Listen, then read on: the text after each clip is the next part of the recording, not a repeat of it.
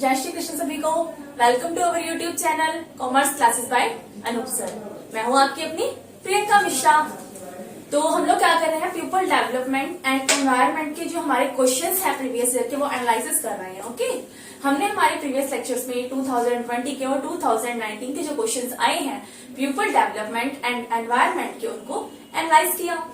और उससे पहले हमने जो हमारे लेक्चर्स हैं वो कंप्लीट किए। अगर आप लोग देखना चाहें तो हमारे प्रीवियस लेक्चर्स को देख सकते हैं, वहां से समझ सकते हैं। कुछ समझ ना आए तो कमेंट बॉक्स में पूछ भी सकते हैं। ओके, आपकी हर एक क्वेरी को सॉल्व किया जाएगा। तो आज का हमारा टॉपिक जो है, हमारा पेपर जो है वो दिसंबर 2018 का है, यूजीसी नेट। ओके, चलिए तो हम स्टार्ट करते हैं। और आपको ये तो पता ही होगा, एवरी ईयर 5 क्वेश्चंस हर एक टॉपिक से आते होते हैं। तो पीपल डेवलपमेंट एंड एनवायरनमेंट के भी 5 क्वेश्चंस आते ही आते हैं, है ना। तो ये वीडियो जो है आपके लिए बहुत ज्यादा हेल्पफुल रहने वाली है। तो अब हम स्टार्ट करते हैं हमारा फर्स्ट क्वेश्चन से। The tsunami that occurred in south and south east Asia in December 2004 was caused due to. अभी जो 2004 में क्या हुआ था, सुमंत्रा में एक अर्थक्वेक आया था। ओके, उसमें क्या हुआ था, काफी ज्यादा नुकसान हुआ था इंडिया में भी और इंडिया के आसपास के जो और भी एरियाज हैं वर्ल्ड के अंदर, तो बहुत ज्यादा हैवी मात्रा में जो नुकसान हुआ था। ठीक है, आपको जो क्वेश्चन है मेरे बोर्ड में नजर आएंगे, आप वहां से रीड करते रहिएगा, मैं यहाँ क्वेश्चन बोलती रहूंगी। ओके, तो फर्स्ट ऑप्शन क्या है, एन अर्थक्वेक। क्या अर्थक्वेक की वजह से ऐसा हुआ था? बिल्कुल, अर्थक्वेक की वजह से ही ऐसा हुआ था। कैसे? जो सुमंत्रा इंडोनेशिया के अंदर अंडमान अर्थक्वेक हुआ था, कब हुआ था? 26 दिसंबर 2004 को। इंडियन ओशियन, जो इंडिया के समुद्र हैं, उनसे बहुत ज्यादा एनर्जी रिलीज हुई थी, जिसकी वजह से 23,000 हिरोशिमा जो थे ना, उनके बॉम्ब, मतलब जो बॉम्ब्स वगैरह थे, उनकी वजह से जो एनर्जी है बहुत ज्यादा रिलीज हुई थी और इसकी वजह से अर्थक्वेक आया था। और इसे जो लैंड मास है, मतलब धरती में बहुत ज्यादा टूट फूट हुई थी, कंपन हुआ था। और इसकी वजह से जो मतलब ये जो भूकंप है 100 फीट की ऊंचाई तक रहा था और जिसकी वजह से पूरे वर्ल्ड में बहुत ज्यादा नुकसान हुआ था। ठीक है, तो इसका फर्स्ट आंसर क्या है? अर्थक्वेक ही है। तो चलिए अब हम बाकी के हमारे जो ऑप्शंस, जो बाकी के 3 ऑप्शंस आते हैं, उनको भी जरा रीड कर लेते हैं क्या क्या है।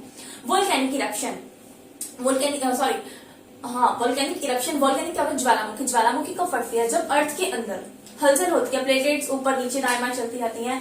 फिर क्या होता है, जो जमीन के अंदर मतलब भाप भरती रहती है, गर्मी उत्पन्न होती रहती है और फिर एकदम से वो भूकंप के रूप में होती है। और भूकंप से क्या होता है, लावा बनता है। ठीक है, और जिसकी वजह से मतलब ऊपर ये जो है ना, इसका विस्फोट जब होता है तो ये आग की तरह फैलती हुई होती है, इससे बहुत ज्यादा मात्रा में नुकसान होता है। अच्छा, ये जो है ना वोल्केनिक इरप्शन, ये कितने टाइप का होता है? 3 टाइप्स का होता है। और मैंने आपको इसके बारे में जो टाइप्स हैं, इसकी कंप्लीट नॉलेज जो हमारे प्रीवियस लेक्चर में दी थी। और हुरिकेन क्या होता है? हुरिकेन होता है तूफान।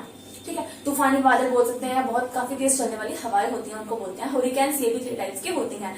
और फिर आता है हमारा लास्ट ऑप्शन डी, जिसको बोलते हैं ट्रॉपिकल साइक्लोन, यानी कि चक्रवाती तूफान, उष्ण चक्रवाती तूफान। जैसे हम कई बार बोलते हैं ना, बारिश आने वाली होती है तो बोलते हैं काफी ज्यादा गर्मी होगी। ऐसा क्यों होता है? क्योंकि जैसे हमारा पानी है और कई बार क्या होता है, बहुत ज्यादा गर्मी होती है, तो इन सबको जब मिक्सअप किया जाएगा ना, तो उससे क्या होता है, बहुत ज्यादा उष्मा उत्पन्न होती है और बहुत ज्यादा मतलब ह्यूमिडिटी बढ़ती है। ठीक है, और उसी की वजह से जो है ये चक्रवाती तूफान जो है वो आते हैं। ठीक है, इसको क्या बोलते हैं? Tropical cyclone. ये 6 टाइप्स के होते हैं।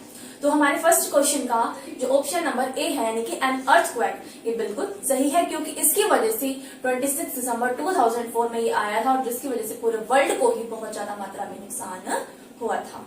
ओके, मे बी आपको ये क्वेश्चन अच्छे से समझ में आ गया होगा। अब next question, which of the following gases initiate a chain reaction that break down ozone in the upper atmosphere. उस गैस का नाम बताइए जो कि चेन रिएक्शन करती है और एटमोस्फेयर के अंदर ना जो ओजोन लेयर की अपर लेयर है उसको तोड़ती है। तो वो लेयर कौन सी है? क्लोराइन। ठीक है, और ये क्लोराइन से क्या होता है? CF से रिलीज होती है। ओके, क्लोराइन से क्या होता है? CF से रिलीज होती है और कैटालाइज करते हैं चेन रिएक्शन को। अच्छा, उसके बाद इस मतलब CFC कॉन्टिन्यूसली जनरेट क्लोराइन, जिसमें मतलब कॉन्टिन्यूअस जो क्लोराइन है वो जनरेट होती रहती है और ऊपर तक जाती रहती है, जिससे कि स्ट्रेटोस्फेयर की जो ओजोन लेयर है वो डैमेज होती रहती है इसकी वजह से। अच्छा, इसको हम किससे डिफाइन करते होते हैं? तो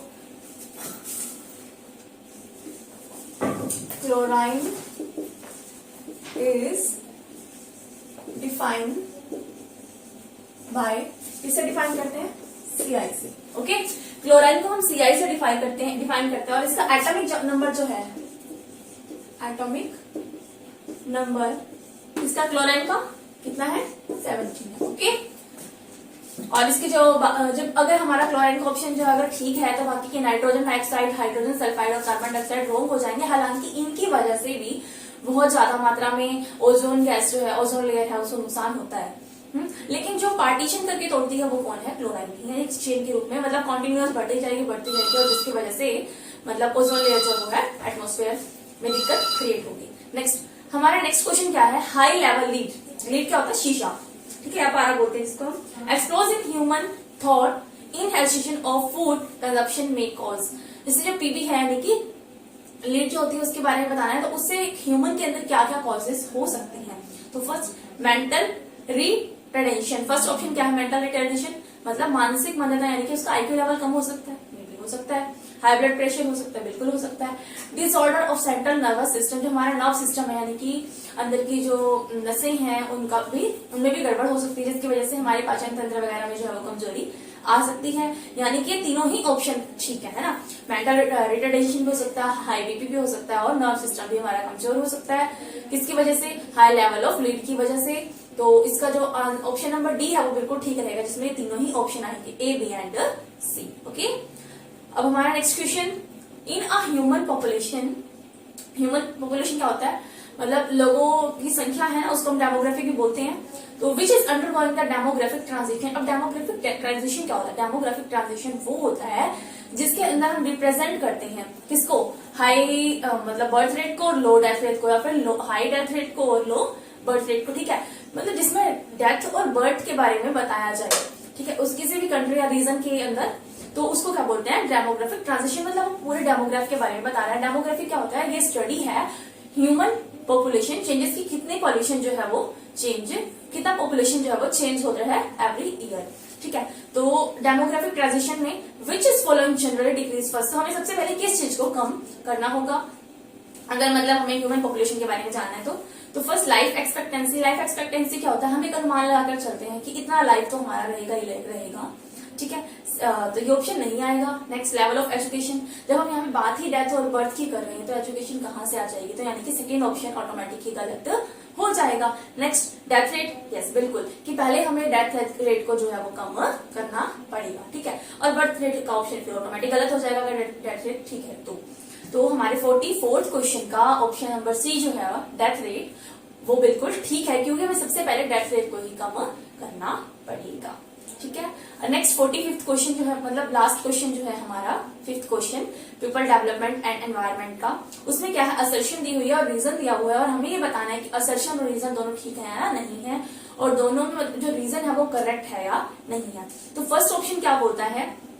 The ecosystem surrounding a river get damaged due to construction of a dam। देखो जो इकोसिस्टम यानी कि जो लोग वहां पर रहने वाले हैं, जलचर हैं, वहां उस एरिया के आसपास जो लोग रहते हैं जहां पर एक नदी है, तो अगर मान लो उसका जो डैम है वो किसी वजह से डैमेज हो जाए तो वहां के लोगों को नुकसान होगा, ऑब्वियसली होगा, है ना। तो असर्शन तो ठीक है। नेक्स्ट रीजन क्या है? The area get inundated with large volume of water. तो वो एरिया वो होता है जहां पर जल फैलाव होता है। ये जरूरी नहीं है कि जल फैलाव तो कहीं भी हो सकता है ना, ये तो जरूरी नहीं कि वो डैम की वजह से हो रहा हो सकता है अनदर कोई भी रीजन हो। तो देखिए जहां जल फैलाव होगा वहां पर तो मतलब दिक्कत आएगी, लेकिन असर्शन और रीजन दोनों सही है।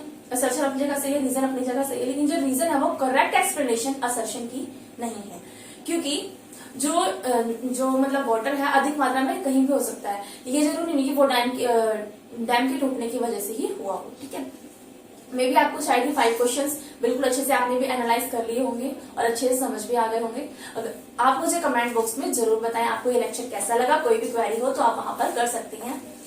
And thanks for watching. Like, share, subscribe. Thank you.